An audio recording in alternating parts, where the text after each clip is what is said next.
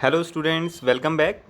तो जैसा कि आप लोग जानते ही हैं कि सीसेट बुलेटिन जो कि मंथली बेसिस पर आपका institute of company secretaries of India issue करता है, तो उसी की एनालिसिस मैं आपके लिए लेकर आया हूं। ठीक है, इससे पास्ट मंथ की भी आपको मेरे प्लेलिस्ट चैनल की प्लेलिस्ट पे मिल जाएगी, आप उसको देख सकते हैं। ठीक है, अब सवाल आता है कि हमारे को जो इसमें क्या क्या बुलेटिन में पढ़ने को मिलेगा और हम आज इसमें किस चीज़ की डिटेल एनालिसिस करेंगे, वो आगे मैं आपको बताता हूँ। ठीक है, अब इसमें जो कवरेज है हमारा, शुरुआत में आप एक बार इंडेक्स में आपको दिखा देता हूँ कि बेसिकली क्या है कि प्रेसिडेंट सर का मैसेज होता है और कुछ इंटरनेशनल एसोसिएशंस हैं, जैसे कि कभी एससीओ के बारे में, एससीओ आपको पता होगा, शंघाई कॉरपोरेशन ऑर्गेनाइजेशन हैं, कभी G20 के बारे में, कभी G7 के बारे में। इसके बारे में काफ़ी हद तक मैंने कुछ चीज़ें बना भी रखी हैं, नहीं तो अगर आपकी रिक्वेस्ट होगी तो मैं एक अलग से भी आपके लिए कुछ समरी पॉइंट ऑफ व्यू में इन ऑर्गेनाइजेशन के बारे में बता दूंगा कि इनकी चर्चा इस पूरे साल में कब तक रही हैं। फिर कुछ इंग्लिश से रिलेटेड, आपकी बिजनेस कम्युनिकेशन से रिलेटेड बातें होंगी, एंड देन आपका करंट अफेयर्स आ जाएगा। तो डिटेल में जो थोड़ा सा आपको डाउट रहता है करंट अफेयर्स से रिलेटेड, वो भी हम इसमें कवर कर लेंगे। ठीक है, ये प्रेसिडेंट सर का मैसेज है, आप इसको अगर पढ़ना चाहें तो पढ़ सकते हैं, नहीं तो कोई ऐसा इशू नहीं है। ठीक है, अब मैं आपको बता देता हूँ कि जो हमारा आज इसमें एनालिसिस का पार्ट रहेगा वो क्या क्या है, क्योंकि ये अगस्त मंथ की मैं डिस्कस कर रहा हूँ। तो देखिए, बेसिकली अगस्त मंथ में आपका जो कवरेज आएगी वो पास्ट मंथ की आएगी, तो जुलाई मंथ की कवरेज है। और जैसा कि आपको पता है कि बर्मिंगम में 2022 में कॉमनवेल्थ गेम हुए थे, ठीक है ना, उसके बारे में आज हम इसमें डिटेल में आपको मैं बता दूंगा। देखिए, सब चीज़ का नाम याद रटना तो थोड़ा सा कॉम्प्लेक्स हो सकता है, बट मैं आपको कुछ एक सिंपल तरीका बता दूंगा जिससे कि आप उसको थोड़ा सा शॉर्टलिस्ट करके आप अपना एग्ज़ाम को कैरी आउट कर सकते हैं, क्योंकि देखिए कुछ भी क्वेश्चंस बन सकता है, उसके हिसाब से मैं आपको तैयारी बता दूंगा। ठीक है, पहली चीज़।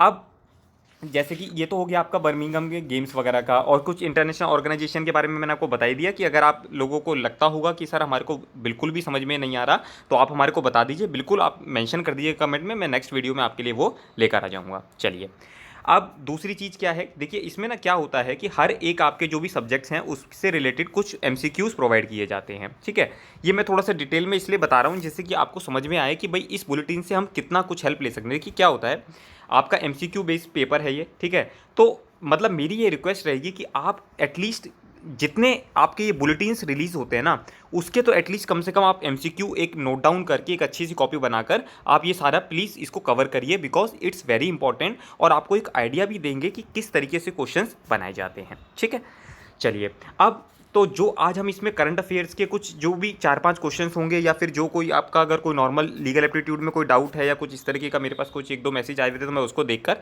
आपको वो सारी चीज़ें क्लियर कर दूंगा। ठीक है, तो बस ये मेरे को एक मतलब बेसिक सी बातें थी जो आपको बताना था। ठीक है, अगर आपका कोई भी डाउट है तो आप मुझसे पूछ सकते हैं। जैसे अब जैसे ये G7 के बारे में हो गया या G20 के बारे में हो गया, अगर आपको बिल्कुल नहीं समझ में आ रहा है तो बिल्कुल आप मेंशन कर दीजिएगा, मैं नेक्स्ट वीडियो में ये सारी चीज़ें एक साथ ही कवर कर लूँगा। ठीक है, चलिए, अब बेसिकली हाँ, जो करंट अफेयर्स की बात है वो मैं आपसे डिस्कस कर लेता हूँ कि देखिए आपको अब इस तरीके से समझ में आना चाहिए कि सर ये इवेंट हुआ, तो और भी क्या टाइप्स के ऑफ इवेंट होते हैं। मैं क्या कहना चाह रहा हूँ मैं आपको समझाता हूँ। देखिए, यहाँ पर लिखा है कॉमनवेल्थ गेम्स 2022। ठीक है, तो इसको क्या हम ऐसे लिख दें शॉर्ट में, कॉमनवेल्थ गेम्स 2022। ठीक है, मतलब 2022 में कॉमनवेल्थ गेम्स हुए, और ये कहाँ पर हुए, बर्मिंघम में हुए। तो आपको ये चीज़ भी क्लियर होनी चाहिए। ठीक है, फिर हम इंडिया में रहते हैं, तो इंडिया के हिसाब से हमारी इंडिया की जो कंट्री की पोजीशन है वो क्या रही। अभी अगर मैं आपसे पूछूंगा तो शायद आप नहीं बता पाएंगे, कोई बात नहीं, बट आपको जो बेसिक इन्फॉर्मेशन मैं बता रहा हूँ आप कोशिश करिए उसको नोट डाउन करना, चाहे नोट डाउन भी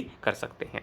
ठीक है, चलिए, अब अगर मैं आपसे पूछूं कि इंडिया की कोई पोजीशन क्या थी ओवरऑल कंट्री, ओवरऑल परफॉर्मेंस देखा जाए तो सारी कंट्रीज़ के हिसाब से, तो इंडिया की जो रैंक थी वो थी 4th। ठीक है, अब मैंने जैसे ही आपको बोला इंडिया की 4th, क्योंकि हो सकता है कि क्वेश्चन पूछ रहे कि भाई इंडिया की क्या रैंक थी, तो आपको पता होना चाहिए इंडिया की 4th रैंक थी। अब ये सारी चीज़ें यहाँ तो मेंशन नहीं है, फिर आप कहेंगे कि पेपर तो सर आउट ऑफ कोर्स है या मतलब कहीं से, तो देखिए कहीं ना कहीं कुछ चीज़ें होती हैं जो आपको डेटा को इंटरप्रेट करना पड़ता है। अब एज अ स्टूडेंट मुझे लगता है कि आप ये सब चीज़ें नहीं कर पाएंगे, इसलिए मैं आपको बता रहा हूँ। ठीक है, अब जैसे ही मैंने ये बोला कि सर इंडिया की 4th पोजीशन है, आपके मन में तुरंत क्वेश्चन आना चाहिए कि सर अगर इंडिया की 4th है तो फर्स्ट और सेकंड और थर्ड पे कौन कौन है, एक आइडिया हमारे को बस मिल जाए। तो आप उसको नोट डाउन कर सकते हैं कि सर ऑस्ट्रेलिया को फर्स्ट रैंक मिली थी, सेकंड इंग्लैंड को, एंड थर्ड कनाडा। ठीक है, ये अब आपको पता होगा तो आपके लिए मैनेज करना आसान हो जाएगा। ठीक है, चलिए, ऐसे ही अगर मुझे नहीं ध्यान, मतलब जितना मुझे आपको लगता है कि आप 2010 की, अगर मैं आपको एक चीज़ बात बताऊं तो 2010 में जब आप काफ़ी छोटी क्लास में ही रहे होंगे, ठीक है ना, तो 2010 में हमारे दिल्ली में गेम्स हुए थे ये, अगर आपको थोड़ा सा ध्यान है, नहीं तो आप अपने पेरेंट्स से पूछ सकते हैं। तो जब इंडिया की क्या रैंक आई थी, इंडिया की सेकंड पोजीशन थी और इंडिया ने 101 मेडल्स जीते थे। ठीक है, अब ये मैं आपको क्यों बता रहा हूँ, ये मैं इसलिए बता रहा हूँ जिससे कि आप कंपैरिजन कर सकें कि जब अब 2022 में गेम हुए हैं तो इंडिया ने 61 मेडल्स जीते हैं।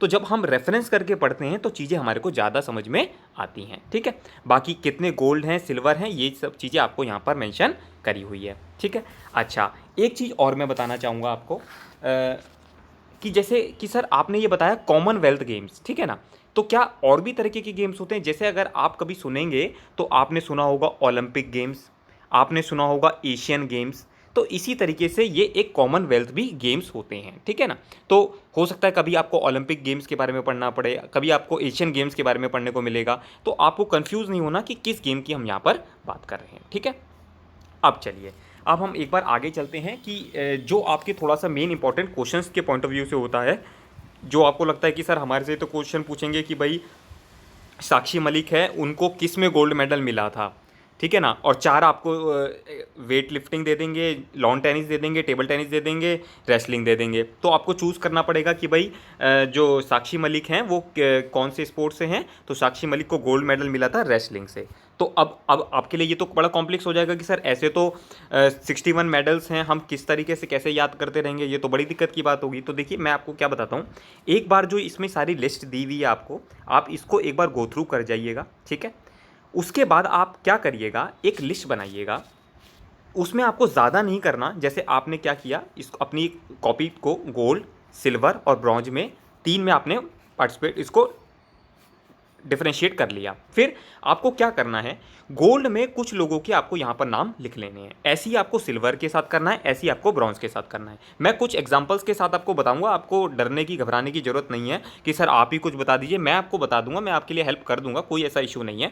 बट मैं आपको एक स्ट्रेटजी बता रहा हूँ, एक तरीका बता रहा हूँ कि आप इसको किस तरीके से पढ़ाई को अपनी कैरी आउट कर सकते हैं। ठीक है, अब उससे क्या होगा सर, उससे क्या होगा, जब आप इस तरीके से पढ़ेंगे तो आपको कुछ चीज़ें जब डिफरेंशिएट करेंगे कि भाई ये नाम तो मैंने यहाँ लिखा था, और जब लिख लिख कर पढ़ेंगे तो आपको वो सारी चीज़ें अच्छे से क्लैरिटी के साथ क्लियर हो जाएंगी। ठीक है, चलिए अब मैं आपकी, जैसे मैं कह रहा था कि मैं ही आपके लिए कुछ हेल्प कर देता हूँ। तो जैसे देखिए आपने इस तरीके से कर लिया, तो अब जैसे कुछ चीज़ें आपको याद होंगी कि भाई मीराबाई चानू को गोल्ड मिला था, ठीक है, वेट लिफ्टिंग में, तो ये चीज़ें आपको याद होगी। ठीक है, मीराबाई चानू का हो गया, बजरंग पुनिया, साक्षी मलिक, दीपक पुनिया, रवि, निखत जरीन का आपने देखा था बॉक्सिंग में। मतलब मुझे नहीं आइडिया कि आप लोगों ने ये देखा भी है, बट क्योंकि इतना आपको टाइम नहीं मिल पाता है कि आप ये सारे स्पोर्ट्स भी देखें, क्योंकि आपको एग्जाम ओरिएंटेड पढ़ाई करनी है, तो उस हिसाब से हमारे को चलना है। ठीक है ना, बट अब जैसे मैंने आपको ये 6-7 नाम गिनवा दिए, तो आप इसको भी अगर कर लेंगे तो देखिए क्या होता है ना, सब कुछ करने से पता चला आपने सब चीज़ पढ़ाई कर ली, याद आपको कुछ नहीं आया। ठीक है ना, बट उससे अच्छा है कि क्या हम कुछ स्पेसिफिक चीज़ें पढ़कर, और हम मान लीजिए जैसे कि हमने 100 में से 60% पढ़ लिया, बट क्या हम वो 60% को 100% तरीके से अप्लाई कर सकते हैं, नहीं कर सकते हैं, हमारे को इसमें ऑब्जर्व करना चाहिए। ठीक है, तो मतलब मैं आपको इस सेकंड ओपिनियन की तरफ चलूंगा कि आप सारा कुछ रटने की जगह कुछ स्पेसिफिक नाम याद कर लीजिए, जिससे कि आपको इवन मान लीजिए आपको 4 ऑप्शन दिए हुए हैं, आपको 2 तो पता है कि सर ये 2 तो ऑप्शन होंगे ही नहीं, अब हमारे को सर इन 2 ऑप्शन में से एक सही लगता है, इसका मतलब क्या हुआ, आप 50% तक तो पहुंच चुके हैं। अब 50% मीन्स कि अगर आपने ये चूज़ कर लिया और मान लो ये सही था, तो आपका 50% ही 100% बन जाएगा, और अगर आपने ये चूज़ कर लिया जो कि सही नहीं था, तो आपका मतलब 50% 0% बन जाएगा। बट कम से कम चारों ऑप्शन है तो 25% से आप 50% तक तो पहुँचे। इस तरीके से भी आपको सोचना चाहिए। देखिए मैं इसमें थोड़ा सा ज़्यादा टाइम लगा रहा हूँ, क्योंकि ये हो सकता है कि, क्योंकि अब आपको ऐसा नहीं लगना चाहिए कि सर हमारे को तो हमारा आप टाइम वेस्ट कर रहे हैं या इस तरीके से, क्योंकि देखिए ये एक स्ट्रेटजी है, इस तरीके से आपको पढ़ाई करनी चाहिए। ठीक है ना, चलिए अच्छा, अब सर आपने गोल्ड का तो बता दिया, अब इसी तरीके से आप सिल्वर का भी कुछ इसी तरीके से सिल्वर का है। जैसे आपका वेट लिफ्टिंग में साकेत करके संकेत थे, प्रियंका एथलेटिक्स से थी, हैं वीमेन क्रिकेट टीम्स को, वीमेन की जो क्रिकेट टीम थी उनको सिल्वर मेडल मिला था, सागर बॉक्सिंग से थे, और मैन हॉकी टीम को भी सिल्वर मिला था। ठीक है, तो अगर हो सकता है कि आपको लग रहा है कि सर आप थोड़ा जल्दी जल्दी कर रहे हैं, थोड़ा सा आप रोक कर भी इसको आप नोट डाउन कर सकते हैं, ठीक है ना। और फिर नहीं तो आपके सामने ये सारी चीज़ें हैं, इसमें से भी आप देखकर बना सकते हैं। फिर अगर सर अब ब्रॉन्ज की बात करें तो ब्रॉन्ज जैसे सर विजय है जूडो से, पूजा है रेसलिंग से, दीपक है रेसलिंग से। तो इस तरीके से अगर आप तीन चार नाम या इस तरीके से भी आप कर लेते हैं तो आपको एक मोटा मोटा आइडिया लग जाता है, क्योंकि देखिए ये वेरी इंपॉर्टेंट इवेंट हुआ है, ठीक है ना। इससे आपके इस जो अपकमिंग नवंबर एग्ज़ाम में आपके जो क्वेश्चंस आएंगे उसमें से काफ़ी क्वेश्चंस इसमें से आने की संभावना है, इसलिए मैं इसमें आपके लिए टाइम डिवोट कर रहा हूँ, ठीक है। क्योंकि क्वेश्चंस तो आपको भी नहीं पता, बट देखिए सारा डेटा हमारे पास, सारी इन्फॉर्मेशन हमारे पास है। इंस्टीट्यूट ने इतना अच्छी तरीके से बुलेटिन को तैयार किया है आप लोगों के लिए कि देखिए हमारे को मेहनत नहीं करनी, शॉर्टलिस्ट करके हमारे को सब कुछ हमारे को एक तरीके से प्लेट में लगाकर प्रोवाइड किया हुआ है। तो हमारे को सिर्फ अब जो करना है मेहनत करके पढ़ाई करनी है, ठीक है। चलिए तो बाकी कुछ इन्फॉर्मेशन अगर मैं वैसे बताऊं आप लोगों के लिए, तो कुछ क्विज़ेस जो हैं कॉन्स्टिट्यूशन से रिलेटेड, स्टॉक मार्केट से रिलेटेड आईसीएसआई ने कंडक्ट करे हुए हैं। अगर आप मेरे चैनल पर पहली बार आए हैं तो आप उस चैनल की जाकर वीडियो को देख सकते हैं। और मैं रिक्वेस्ट करूंगा कि प्लीज़ जो भी आईसीएसआई इस तरीके से क्विज़ कंडक्ट करता है, प्लीज़ आप लोग बहुत ज़्यादा नंबर में पार्टिसिपेशन कीजिएगा। बाकी नहीं तो मेरे पास भी डेटा है, मैं आपको शेयर कर सकता हूँ, बता सकता हूँ कि पिछली बार जो पार्टिसिपेशन रेट था वो क्या था, वो सब चीज़ें मैं आपको बता सकता हूँ। इसलिए ही मैं ये आप लोगों को मोटिवेट करता हूँ, बिकॉज इस बहाने आपकी तैयारी भी होती है, ठीक है। चलिए तो अब हम थोड़ा सा जो बेसिकली अब मैंने आपको ये सारी चीज़ें बता दी हैं, ठीक है ना। अब आप इसको एक बार चेकआउट कर लीजिएगा, आपको ज़्यादा सोचने की दिक्कत नहीं है कि आपको क्या होता है कि सर इतनी सारी इन्फॉर्मेशन है, हमारे को कोई समझा देता, हमारे को कोई बता देता तो हमारे लिए ज़्यादा कंफर्टेबल हो जाता। इसीलिए मैं आप लोगों के लिए वीडियो बना रहा हूँ, ठीक है ना। बट प्लीज़ अगर आपको ये एफर्ट्स अच्छा लगता है तो आप हमारे को कमेंट बॉक्स पे चीज़ें मेंशन करके बता सकते हैं। क्योंकि देखिए स्टूडेंट्स, आपको क्या लगता है कि हमारे पास इतना टाइम होता है कि हम लोग आपके लिए, बट मुझे जब लगा कि शायद कि जब हम भी स्टूडेंट रहे थे तो हमारे को भी शायद कोई इस तरीके से गाइडेंस प्रोवाइड करता तो अच्छा लगता, ठीक है ना। तो कहीं ना कहीं कुछ गाइडेंस हमारे को भी मिली होगी इसी बहाने, इसलिए मैंने सोचा कि शायद आप लोगों को भी अगर ये वर्क अच्छा लगता है, ये काम अच्छा लगता है, तो प्लीज़ अपने फ्रेंड्स, अपने कलीग्स के साथ इसको शेयर कर सकते हैं, जिससे कि हमारे को भी मोटिवेशन मिलता रहे, ठीक है। चलिए अब कुछ बातें हैं, जैसे कि हाँ, वाइस प्रेसिडेंट सर का इलेक्शन हुआ था, उसके बारे में भी आपको बताऊंगा क्वेश्चंस वगैरह की फ्रेमिंग से। अगर कोई मुझे, हाँ एक चीज़ है जो टर्म कि हम, आपने शायद अगर देखा होगा बुलेटिन की शुरुआत में भी AKAM, ठीक है ना। अब से अगर जैसे आपको कोई मतलब अगर इसकी फुल फॉर्म अगर आपको नहीं पता है तो मैं आपको बता देता हूँ। देखिए आज़ादी का अमृत महोत्सव, उसकी ये फुल फॉर्म है अकम, ठीक है ना। तो जो जब भी आप कभी किसी से बात करते हुए सुनेंगे तो वो अकम इस तरीके से शॉर्ट फॉर्म में बात करता है, तो आपको ये क्लैरिटी होनी चाहिए, ठीक है ना, कि हम किस चीज़। तो अब जैसे कि अगर मैं भी मान लीजिए पढ़ाते वक्त आपको ये चीज़ वर्ड यूज़ करूँ तो आपको क्लियर होना चाहिए कि सर आप ये क्या कहना चाह रहे हैं।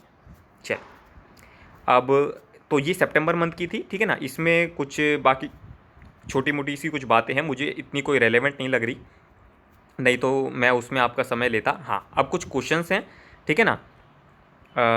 जैसे ये तो सब आप लोग, ये तो सब आसान से क्वेश्चन है, इसको तो आपको कैरी आउट कर लेंगे। हाँ जो आपको थोड़ा सा इश्यूज आते हैं वो है करंट अफेयर्स के पोर्शन में, क्योंकि जब जो भी आप मान लीजिए आपने कोई कोचिंग पढ़ी है जो भी, तो आपको क्या होता है स्टैटिक इन्फॉर्मेशन तो काफ़ी हद तक क्लैरिटी होती है, बट कोई करंट अफेयर्स में आप लोग ध्यान नहीं देते हैं।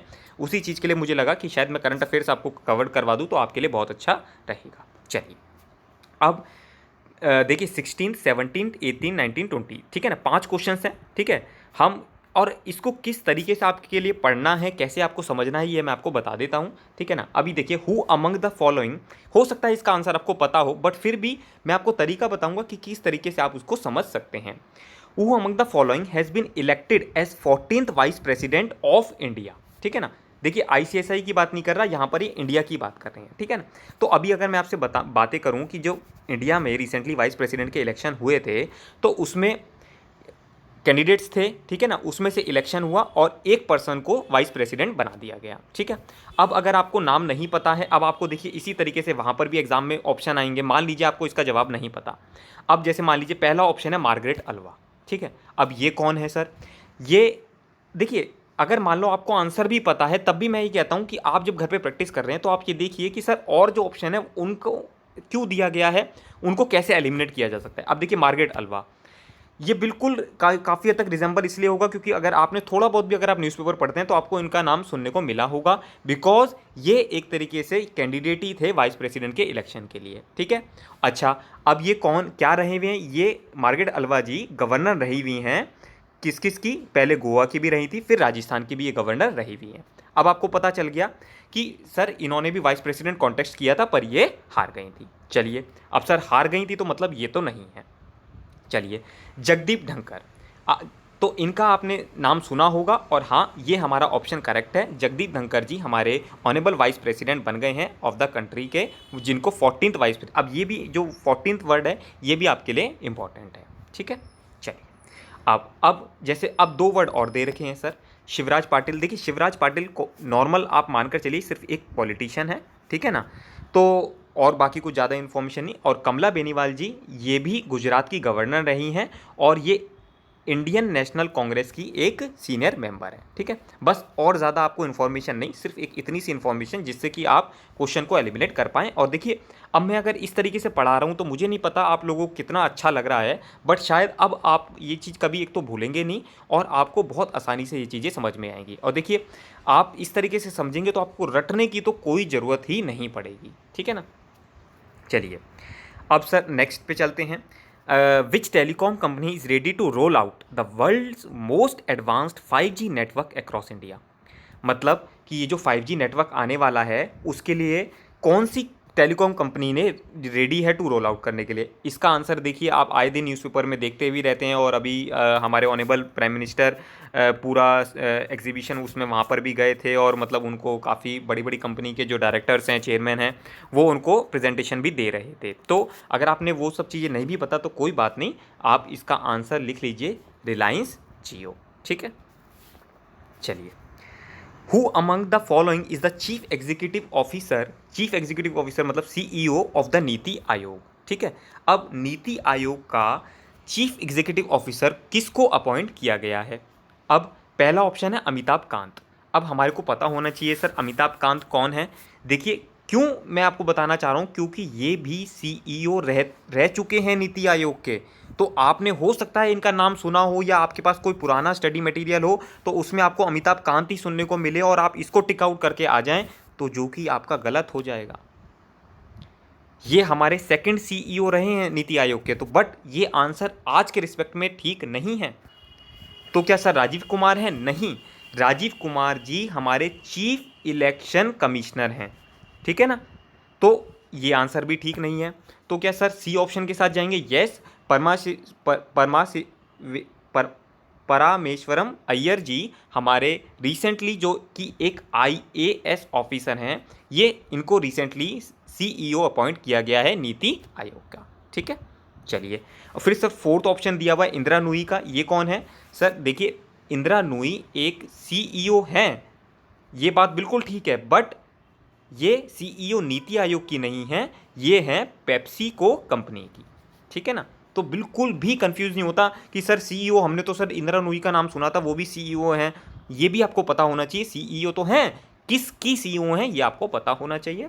और अगर एक फैक्ट और मैं आपको बताना चाहूँ तो आप लिख लीजिएगा, या मतलब आपको पता होना चाहिए कि ये इनको वर्ल्ड की 100 मोस्ट पावरफुल वीमेन में इनका नाम आता है। ठीक है, अगर आप कभी आफ्टर एग्जामिनेशन इनके बारे में पढ़ना चाहते हैं तो बिल्कुल पढ़ सकते हैं। ठीक है, चलिए, तो इसका ऑप्शन हो गया हमारा सी। अच्छा जी, अब सर नेक्स्ट की तरफ चलते हैं। नेक्स्ट क्वेश्चन क्या है? बढ़े चलो कैंपेन अंडर द आज़ादी का अमृत उत्सव, इसको हम क्या बोल सकते हैं आगे से? अकम। मतलब बढ़े चलो campaign under the AKAM has been launched by the which of the following ministry? तो कह रहे हैं कि भाई ये बढ़े चलो जो एक कैंपेन लॉन्च हुआ था, अभी रिसेंटली हुआ था, वो मतलब किस मिनिस्ट्री के अंडर आता है? तो आप इसको लिख सकते हैं मिनिस्ट्री ऑफ कल्चर में। क्यों? बिकॉज अकम, देखिए, आज़ादी का अमृत उत्सव, क्योंकि हमने 75th एक तरीके से एनिवर्सरी बनाई अपने कंट्री की इंडिपेंडेंस की, तो उसी को ध्यान में रखते हुए मिनिस्ट्री ऑफ कल्चर ने कि लोगों के अंदर पेट्रियोटिज्म, देश की भावना एक डेवलप हो, उसके लिए ये बढ़े चलो कैंपेन लॉन्च किया था। ठीक है, चलिए, which country will host UNSC meet on counter terrorism in October 2022? ठीक है, वो क्या बोल रहा है? देखिए, पहले तो अब यूएनएससी, अब सर ये इस तरीके के वर्ड आ जाते हैं, हमारे को ये समझ में नहीं आता। देखिए, कोई बात नहीं है। यूएनएससी का मतलब होता है यूनाइटेड नेशन सिक्योरिटी काउंसिल, ठीक है। तो यूनाइटेड नेशन सिक्योरिटी काउंसिल की जो किस कंट्री ने एक तरीके से मीटिंग या समिट जिसे बोलते हैं वो होल्ड करी थी, और उसका जो टॉपिक था वो क्या था, उसका टॉपिक था काउंटर टेररिज्म, ठीक है। तो अब कह रहा है किस कंट्री ने करी थी, क्या इंडिया ने करी थी, क्या यूनाइटेड स्टेट्स ने करी थी, क्या चाइना ने करी थी, क्या रशिया ने करी थी। तो मैं इसका आंसर आपको बता देता हूँ, इसका आंसर है ए, इंडिया ने।